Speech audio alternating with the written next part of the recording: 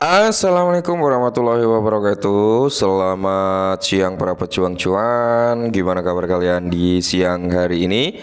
Semoga kalian dalam keadaan sehat semua ya, dan saya doakan sukses semua buat kalian. Amin. Mantap jiwa ya. Dan tetap ya kan kawan, secangkir kopi harus selalu ada buat menemani kesempatan di siang hari ini, yang dimana kita update terlebih dahulu teman-teman untuk perkembangan daripada sektor kripto kali ini. Dari segi market cap ya, dari segi market cap turun teman-teman ya, dari area 2,3 something kali ini berada di area 2,28 ya teman-teman ya.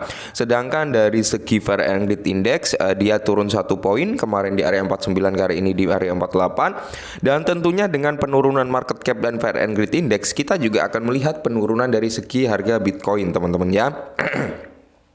Bitcoin juga sudah turun dari area 63.800, kali ini berada di area 61.400-an teman-teman ya. Hari ini mengalami penurunan sekitar 2,47%. Dan kalau kita lihat ya, keadaan daripada sektor kripto lainnya, altcoin lainnya pasti meronta-ronta teman-teman ya, alias merona-rona ya. Bisa dikatakan 50 banding 50 dalam kondisi merona-rona alias meronta-ronta.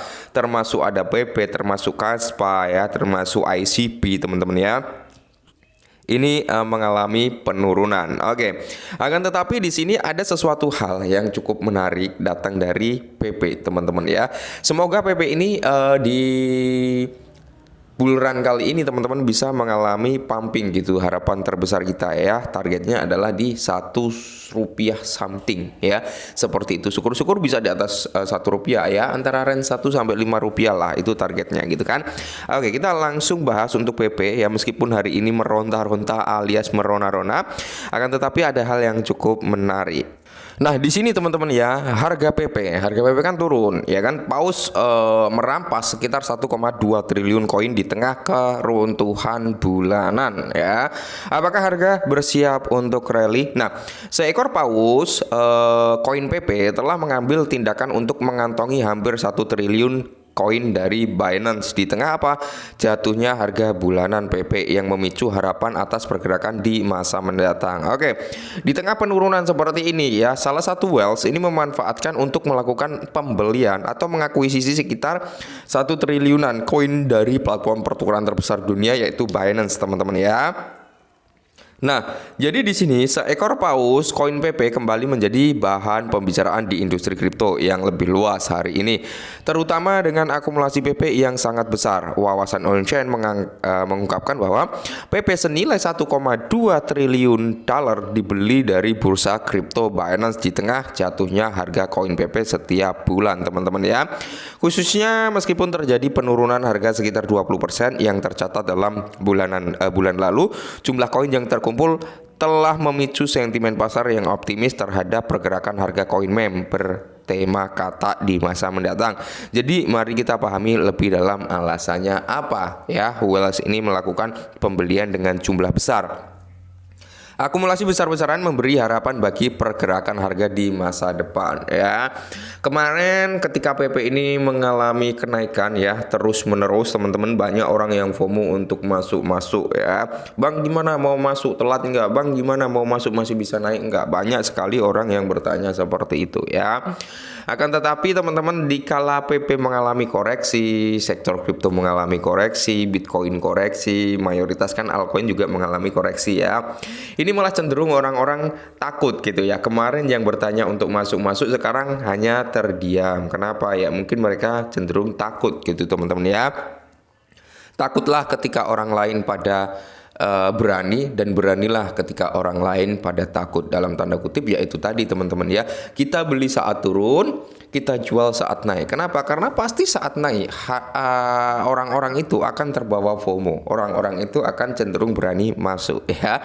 Dengan akumulasi besar-besaran yang terungkap, sentimen pasar yang biasa berubah menjadi optimis. Akumulasi ini mencerminkan apa? Keyakinan para investor terhadap potensi aset untuk menawarkan keuangan signifikan di masa mendatang, yang memicu apa? Harapan untuk masa depan koin tersebut teman-teman ya. Meskipun kita nggak ada yang tahu masa depan PP itu akan cerah atau enggak, tapi setidaknya dari segi sentimen saat ini cukup positif untuk PP di masa depan ya. Terbukti dari PP masuk dalam sektor kartu debit juga ya, yang kemarin sempat kita bahas. Terus diakumulasi banyak wealth, teman-teman, komunitasnya cukup solid juga teman-teman ya. Dan kita ketahui lah pengembang di belakang PP ini pasti orang yang berduit. Kenapa? Ya karena kalau dia nggak berduit nggak mungkin kan ya, dalam waktu singkat dia bisa menguasai beberapa platform besar. Ya termasuk Binance gitu ya. Nah, menurut data yang disorot oleh Wealth Art ya, 1,23 triliun PP senilai 14,74 juta US dollar dibeli dari Binance hari ini, yaitu 2 Juni kemarin teman-teman ya. Pesanan pembelian dilakukan oleh pemilik alamat tersebut. Akumulasi besar-besaran ini telah mencerminkan rasa percaya diri terhadap potensi koin PP di masa depan.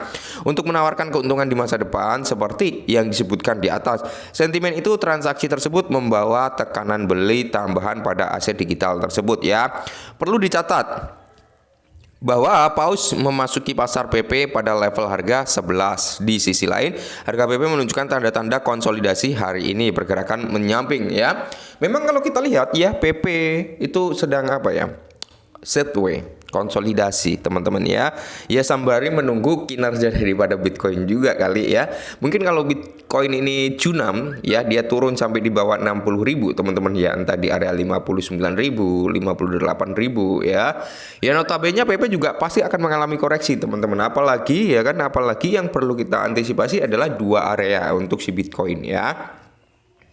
Di area 52 atau 53 ribu US dollar teman-teman ya, antara itu sampai di area 43. Itu adalah area yang perlu kita antisipasi karena di area tersebut ya itu adalah area-area yang notabene teman-teman pasti pahami gitu ya.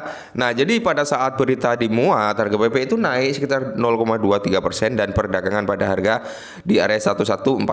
Titik terendah dan tertinggi dalam 24 jam adalah di area 1133 dan di area 11.7 teman-teman ya. Nah, jadi kalau menurut saya teman-teman, PP ini masih layak lah ya, masih layak untuk kita hold, masih layak untuk kita hold. Ya kalau kalian yakin dengan PP, ya silakan dipertahankan, atau kalian ingin melakukan akumulasi silakan teman-teman ya. Cuman kalian harus tetap disclaimer, ingat PP ini meme ya teman-teman, meme itu apa? High risk, high reward, atau high risk high return itu teman-teman ya. Jadi resiko tinggi, keuntungan juga tinggi kalau dari sektor PP. Sektor PP lagi sektor meme teman-teman ya. Nah, maka dari itu setiap sekali saya membuatkan video tentang perkembangan suatu aset ya kan, apa informasi apa, saya pasti bilang disclaimer ya, riset, yakin beli, nggak yakin nggak usah gitu teman-teman ya. Oke lah ya, mungkin ini dulu, semoga PP itu ya di tahun inilah ya, di cycle kuartal ketiga ini, semoga PP bisa menunjukkan rally yang cukup signifikan, dan syukur-syukur teman-teman ya, ketika Bitcoin ini memang benar-benar bisa menyentuh ke area 100.000 something ya, semoga PP bisa di atas Rp1, syukur-syukur 1 sampai 5 rupiah gitu ya. Oke, mungkin ini dulu, semoga bermanfaat dan salam cuan.